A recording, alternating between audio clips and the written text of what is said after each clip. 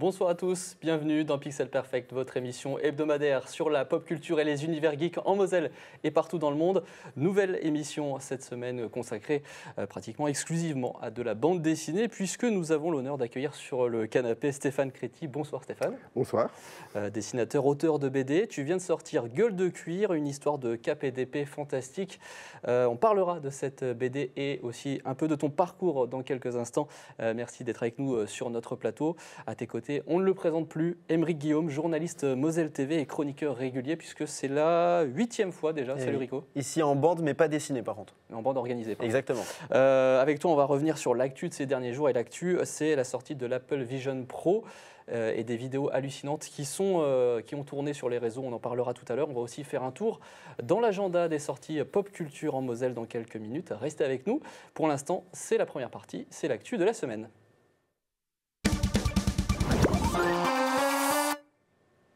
Et on vient d'en parler dans l'actu, vous avez sans doute vu sur les réseaux ces images incroyables de l'Apple Vision Pro, le nouveau casque en réalité virtuelle de la marque américaine qui est sorti le 2 février dernier aux États-Unis, et surtout des dérives qui sont déjà annoncées, on le voit sur les images, regardez.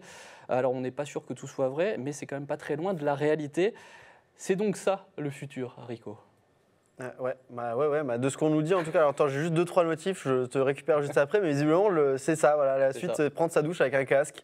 Parce que visiblement, l'eau dans les yeux, ça n'aide pas les gens. Ça mouille. Ça mouille, mais c'est presque un peu flippant, j'ai envie de dire. Voilà, on le voit, les Simpsons l'avaient annoncé, encore une fois, et toujours en avance sur leur temps. Mais ça fait un petit peu flipper, mais en même temps, on se dit ça fait partie de la transition et de l'évolution. Moi, je me base plus sur les jeux vidéo avec les casques VR. Encore un peu déçu de ce qui se fait maintenant, même si ça va beaucoup mieux. Je suis curieux de voir ce que ça donnera, mais ça, c'est peut-être le truc de trop. Surtout que c'est trop visible. Il y a eu la période où il y a eu les Google Glasses, c'était un peu la même chose avec les lunettes Google, on s'amusait à... Ah mais il y a quand même une différence entre vraiment les lunettes qui peuvent prendre cette forme-là et vraiment le casque de ski sans neige. Alors on a vu des gens, on le voyait sur les vidéos tout à l'heure, des gens qui tapent un mail dans le métro, voilà, dans le vide, ils sont en train de taper comme ça dans le vide. Stéphane, dessiner peut-être de cette façon, à travers un écran, voilà, est-ce que c'est ça aussi est-ce que ça te fait peur? Est-ce que ça t'angoisse, cette façon de voir le monde? Non, à la limite si les gens se trouvent bien avec des lunettes comme ça dans la rue, tant bien leur face. Non, moi ça me fait pas très peur. J'ai pas l'impression que les inventions remplacent ce qui précède. On a toujours pensé que le livre allait disparaître avec la télévision. Le livre persiste, plus ou moins bien, mais il persiste. Non. Ce qui nous effraie un peu en ce moment au niveau de la corporation des auteurs, c'est plus l'IA. L'IA, on a déjà parlé dans une autre émission. L'IA qui serait plutôt le danger, entre guillemets, selon certains, qui se rapproche des créatifs. Alors Rico, un appareil, comme on vient de le voir, Apple Vision Pro, pour l'instant impossible à utiliser en France, on ne sait pas, peut-être qu'un jour ça arrivera, normalement ça devrait arriver, mais vu les dégâts que ça commence à engendrer, on n'est pas sûr. C'est dans ton métro comme ça là. Oui, voilà, est-ce que dans le métis... Je vais redessiner ça. Est-ce que toi par exemple ça t'intéresserait d'avoir ce genre de matos? Alors peut-être pour du jeu vidéo, c'est peut-être plus intéressant, mais alors là, pour... disons que de se balader 24 heures sur 24 avec ça, je ne suis pas fanat de l'idée pour le moment, même si il y a un moment où on va se dire ça peut être bien de s'immiscer entièrement dans un autre univers, genre de choses, donc dans le jeu vidéo, pourquoi pas, mais d'avoir ça tout le temps sur moi, non, déjà les smartphones, je pense que ça suffit. En temps d'écran, c'est déjà bien. C'est déjà pas mal, maintenant vraiment avoir ça devant les yeux, bon, ce serait ne plus le voir et ça, c'est non. Ah. C'est beau, ce sera l'extrait qui sera choisi pour le JT ce soir. Alors l'Apple Vision Pro, donc c'est 200 000 ventes seulement, on a envie de dire, pour l'instant, 3 300 €. Ah, c'est pas tant que ça, pour un peu de réticence peut-être pour le moment. Oui, mais pour un produit Apple, on va dire, c'est quand même pas énorme. Mais ça vient de sortir en effet il y a quelques semaines seulement, ou une semaine. 3 300 € quand même environ, c'est peut-être aussi pour ça. Hein, et ça peut aider. Est-ce que 3 300 € pour là-dedans? Quand tu veux, tu me dis, ça a besoin. 3 000 balles pour se manger un poteau, oui, oui, voilà, c'est un peu cher. Donc ce sera en France d'ici fin 2024, si vous voulez vous en procurer, si tant est si bien que ce soit accepté d'ici là. Et voilà, donc si vous voulez en savoir Après, plus, ça emmenait Pixel Perfect partout. Ça permet de regarder peut-être partout l'émission, en effet, donc pourquoi pas. On va revenir dans un instant sur la sortie du dernier album de Stéphane Créti. On passe rapidement à l'agenda en Moselle pour les jours à venir.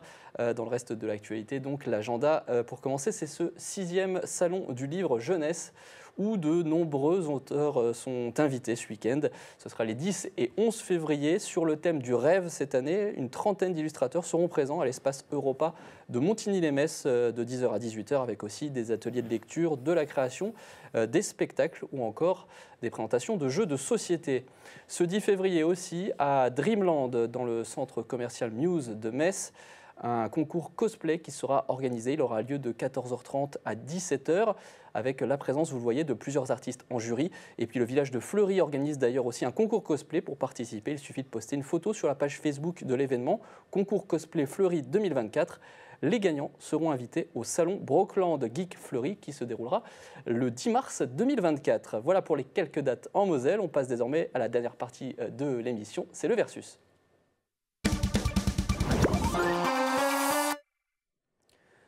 Stéphane Crétier, tu sors donc Gueule de cuir, on le voit ici, ton dernier album, tu es mosellan d'adoption, ton atelier est à Lorry-les-Metz, tu seras en dédicace demain d'ailleurs dans la librairie Momie à Metz pour ce dernier projet qui est sorti le mois dernier chez Dracou. En quelques mots, ça raconte quoi? Alors, sans spoil. Sans spoiler, j'ai essayé. Avec le début. Il va falloir que je mette en route mon esprit synthétique, ce qui ne va pas être gagné. Je ne l'ai pas mis en route depuis le collège. En gros, c'est une histoire qui se passe sous Louis XIII, au XVIIe, que je ne dise pas de bêtises, parce que Pierre va me taper sur les doigts, au XVIIe, et où se trame, c'est un Paris... dirons-nous utopique. Hein. On n'a pas une œuvre d'historien, là, on ne fait pas œuvre d'historien. C'est un Paris où il y a de la magie, des complots, et où un personnage se retrouve avec un rôle de défenseur, en gros, de super-héros, avec des pouvoirs magiques obtenus de manière un peu brutale. Je le disais tout à l'heure, c'est de la KPDP, mais en même temps très fantastique. Très fantastique. Si on peut faire des analogies, c'est un super-héros à l'époque donc de Louis XIII et de Richelieu. Oui, l'éditeur a fait même la synthèse, j'espère que DC ne va pas nous tomber dessus, en disant que c'était Batman sous Louis XIII. Donc il n'y aura pas Batman, il ne faudra pas chercher Batman, mais c'est un super-héros à la française, parce que voilà, c'est notre pratique, c'est nos origines, et qui se passe dans une situation historique, avec des personnages existants, hein, mais qu'on manipule à notre manière, et dans un Paris que j'ai travaillé d'une manière, en résumé, pour être synthétique, comme un Gotham. Ouais. Quelque chose de très sombre, très vaporeux, très sale. Déjà, Paris était très sale au XVIIe. Paris n'était pas. Haussmann n'était pas encore passé pour tout nettoyer, un grand coup de bulldozer, enfin pas de bulldozer, mais de casse. Et donc c'est un Paris qui est aussi un des personnages principaux de ce récit. C'est un Paris qui retranscrit ce sentiment de fantastique, de mystère, d'effroi aussi. Et donc c'est dans cette option-là qu'on a travaillé avec Pierre sur ce projet-là. C'est vraiment un imaginaire qu'on inscrit dans une période historique. Alors tu viens de parler de Pierre Pével, qui est le scénariste de cet album. Tu es au dessin. Tu préfères quel exercice? Parce que tu as fait un peu des deux. Non, j'ai jamais fait ça. T'as jamais... J'aurais tendance à me faire des cadeaux en tant que scénariste, à me faire des histoires d'ours blancs en plein Antarctique, ce qui me faciliterait la vie au niveau des décors. Tu préfères rester au dessin? Moi, j'aime bien travailler. C'est déjà un travail solitaire, dessinateur. Je travaille de chez moi, je suis pas en atelier. C'est déjà un travail solitaire. Et moi, j'adore monter des projets avec des gens que je rencontre de manière impromptue ou plus ou moins calculée. Et c'est un travail d'équipe. On est tous ventilés aux quatre coins de la France. Pierre est donc sur Nancy, c'est pas si loin que là. Et Jérôme, le coloriste, qui est essentiel dans le projet, est à Toulouse. Jérôme. Donc moi, j'aime bien monter des projets. C'est le moment où la dynamique se met en route. Monter des projets, c'est super agréable. Et ça se fait souvent lors de festivals autour de boissons non alcoolisées, évidemment. Et ça se monte comme ça, de manière impromptue. On a envie de bosser avec un tel, mais on n'ose pas. Et puis on se croise dans un festival, on se dit tiens, on bosserait bien ensemble. Là, avec Pierre, c'est plutôt via le marieur, entre guillemets. C'est l'éditeur, c'est Christophe Arleston, qui est éditeur chez Dracou, et qui nous a mis en contact. Alors, justement, tu parles de ce projet, de monter des projets. On t'a vu notamment sur plusieurs projets collaboratifs. Moi, j'ai en référence, on a parlé hors antenne, le tome 2 de HeroCorp, qui est une série qui a été faite par le frère d'Alexandre Astier, Simon Astier, qui était à la télé et qui ensuite s'est retrouvé donc, en BD, en format BD, où tu as travaillé dessus. Tu as aussi œuvré dans le magnifique Kirby Enemy en hommage à Jack Kirby. Alors Jack Kirby, évidemment, c'est le créateur, avec Stan Lee, des X-Men, des Avengers, des 4 Fantastiques. Là, on voit encore des références aux super-héros, avec pas mal de références, et tu le disais tout à l'heure, notamment sur Batman, dès les premières cases, on voit tout de suite le Chevalier Noir, on voit la référence.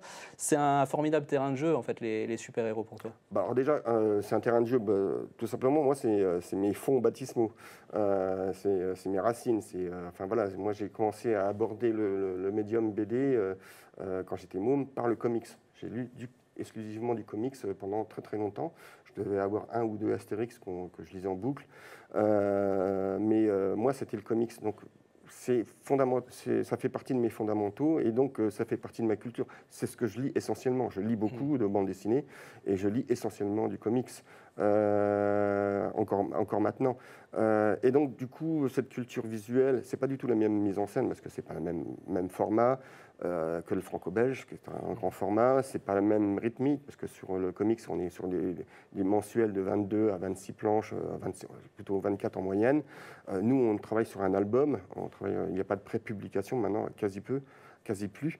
Donc on travaille sur un format 46 ou 54 pages. C'est pas du tout la même manière de gérer la mise en scène, mais ces influences-là, elles ressortent, que je le veuille ou je le veuille pas, elles ressortent à un moment ou à un autre. Et dans tous les travaux que j'ai pu faire dans mon humble carrière, systématiquement, il y a l'éditeur me dit, alors parfois de manière agréable, et parfois de manière moins agréable en disant tu nous casses les pieds avec tes pulsions comics. Mais voilà, ça fait partie de ma matrice. C'est comme ça. Pourquoi pas, tu as un expert à côté de toi, pourquoi pas du manga un jour Il se trouve que dans les années 80, j'ai l'âge de mes artères, dans les années 70-80, le manga, il était inaccessible. Le premier manga auquel j'ai pu accéder, je crois que tout le monde a pu accéder à ce moment-là, c'est le Akira qui était sorti en floppy chez Glénat. Et là, on s'est pris une claque monstrueuse et on a découvert un univers que moi, j'ignorais totalement. J'ai habité les Ardennes. Des librairies, il n'y en avait pas 36, 36 il y en avait 1 ou 2. Le manga, c'était totalement absent des rayonnages. Et le manga, je l'ai découvert tardivement via ma fille, et puis par des rencontres avec des auteurs qui travaillent actuellement dans le manga. Et j'ai découvert tout un univers. Et là, je me suis dit, c'est l'enfer, parce que là, je mets le doigt dans un engrenage sans nom. Déjà que j'achète beaucoup de comics, beaucoup de BD. Je me suis dit, si je commence à acheter énormément de manga, là, ça va je vais avoir un budget monstrueux.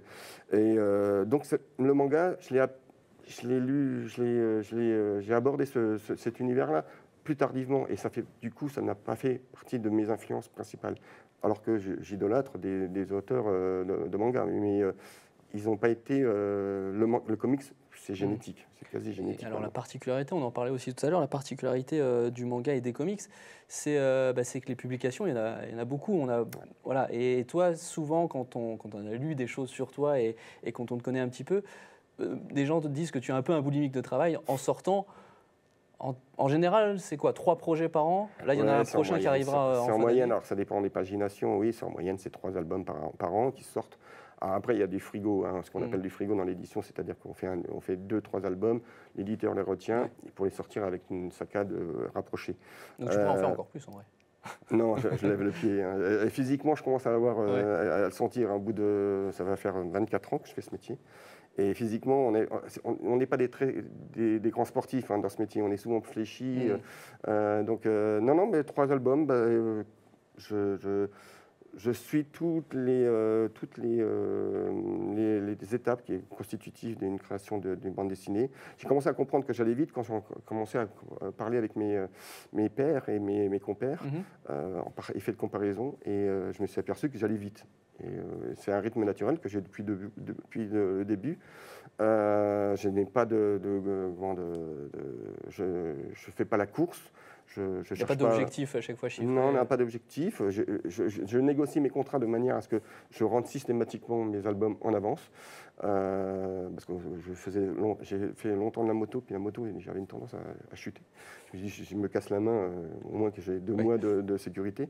Non, c'est une rythmique. Et puis, je compare souvent le dessin à la musique. Quand on a le rythme, voilà, c'est très très difficile Je sais que j'ai beaucoup de mal quand je prends des vacances à reprendre, à retrouver le rythme, à retrouver les raccourcis. Voilà, j'ai toujours la même rythmique. Alors c'est un peu lénifiant pour les gens qui vivent avec moi, mais j'ai toujours ma même saccade. Je travaille du lundi matin au vendredi soir, 5 heures, et puis voilà, puis je peux prendre mes congés. Et puis c'est toujours la même chose, et je ne prends pas mes rendez-vous, mais les heures de travail sont sacrées. Les gens ont découvert la discipline pendant la période Covid, où tout le monde faisait un peu du télétravail. C'est pas simple de travailler à la maison, parce qu'il n'y a pas la césure entre l'espace professionnel et l'espace familial. Et puis il y a pas mal de tentations. C'est vraiment une ascèse et une discipline qu'on doit se donner quand on travaille à la maison. Alors on t'a vu aussi pour parler un petit peu de tous les projets, justement, de tous ces projets que tu as eu. On t'a vu sur une mini-série Star Wars aussi chez Delcourt en 2014. La série Nain aussi chez Soleil. Oula, j'en ai fait plein. Star Wars, à l'origine, c'était édité chez Dark Horse aux États-Unis. Et puis ça a été, la franchise a été éditée en France par Delcourt, via Thierry Mornay, qui est directeur de la partie comics. Et c'était une super expérience de travailler avec les Américains, si ce n'est le décalage horaire. J'avoue qu'ils commençaient leur journée, ils avaient la niaque, et moi j'étais en fin de journée, et j'avais beaucoup moins la niaque. Et puis quand je suis fatigué, mon anglais commence à avoir des accents mosellans et un peu d'ardennais, et il y avait des soucis de communication parfois. Mais c'était une jolie expérience. Il est fort possible qu'à un moment ou à un autre, je décide de retourner dans le comics, parce que voilà, j'aime ça. Ouais. Et récemment encore, tu étais au Festival d'Angoulême aussi. Ouais. On a parlé récemment, puisque tu étais présent avec Guillaume Mathias, qu'on a reçu il y a quelques semaines, l'homme étoilé, qu'on avait reçu aussi au début de la saison. Rapidement, c'est ton 18e, tu me disais, 18e salon Festival international de la BD. Après tout ce temps, c'est toujours un honneur d'être invité dans ce salon. Un honneur, alors il y a un honneur qui est distribué à peu près 2000 auteurs, donc je ne suis pas une singularité. Moi j'adore aller à Angoulême. Alors là par contre, il n'y a pas d'habitants d'Angoulême. C'est une ville qui n'est pas très, on va dire visuellement, qui n'est pas très sympathique. Enfin, elle est un peu en destruction. On embrasse tous les gens d'Angoulême qui sont là. Bonjour. Alors je vais me prendre des coups. Rien contre vous personnellement. Ah non, rien. Ils ont des gens adorables. Ils ont une équipe de foot de merde, mais c'est pas dramatique. Mais c'est pendant le festival, c'est un moment où la bande dessinée est mise en avant, et puis il y a beaucoup d'expos qui sont magnifiques. Il y a quelques années, moi j'ai vu l'expo Corben, c'était une claque. C'est le moment où on rencontre beaucoup de gens. C'est un moment où il y a aussi parfois du business, où on monte des projets et tout ça. C'est un moment où on croise nos copains, parce que tout le monde est plus ou moins ventilé aux quatre coins de l'univers. Là, j'ai vu un ami qui habite au Canada, qui est dessinateur au Canada. Ça faisait 2 ans, 3 ans que je ne l'avais pas, même 4 ans depuis le Covid, je ne l'avais pas vu, ça fait plaisir. Alors, le problème, c'est qu'à Angoulême, c'est l'enfer des lapins. C'est-à-dire qu'on se donne des rendez-vous et puis on ne se voit pas parce qu'on est pris par beaucoup de sollicitations, presse, les dédicaces, la fatigue, les apéros, enfin voilà, beaucoup de choses. Sans alcool, évidemment. Sans alcool. Donc voilà, donc cet album Gueule de cuir, donc tu seras en dédicace demain, on le rappelle, à la librairie Momie à Metz. Nous, on l'a regardé, on a bien aimé, surtout, comme je disais tout à l'heure, toutes ces références implicites ou non aux comics, notamment à Marvel, à Batman. Moi, je te le disais hors antenne, ton style me fait un peu penser à Alcatena, à Chris Bacalo aussi, qui était pour moi un des meilleurs illustrateurs des arcs X-Men. Voilà, tout ce qui est un peu lié à Marvel, justement. Je suis plus Byrne, John Byrne, mais c'est lié à mon âge, ça par contre. On ne donnera pas ton âge. Oui, si. Un beau 25 ans. Oui, ouais, voilà, c'est ça, 25 ans, mais par contre, près de Catnum, mais non, faut pas le dire ça. En tout cas, voilà, ce sera en dédicace demain, samedi, donc de 15h à 18h à Librairie Momie. Rendez-vous en librairie pour ceux qui veulent te voir et avoir un petit dessin. Vous pouvez vous inscrire sur la page Facebook de Momie pour réserver votre créneau. Merci Stéphane d'avoir accepté l'invitation. Gueule de cuir, volume 1 chez Draco, sorti en janvier dernier. Vous pouvez le retrouver évidemment dans toutes les bonnes librairies, peut-être même les moins bonnes. J'espère que la DIF a fait son travail. Merci Eric, on te retrouve toi évidemment sur l'antenne, le Graouli Mag sur notre chaîne le lundi et le jeudi. Et puis quant à nous, on se voit la semaine prochaine pour une émission spéciale jeux de rôle avec de nombreux invités et un reportage au sein de l'association Les Pères Forgés. D'ici là, on se retrouve évidemment sur le site moselle.tv et sur la chaîne YouTube Moselle TV Culture pour revoir cette émission en replay. Jouez bien et à la semaine prochaine sur Moselle TV.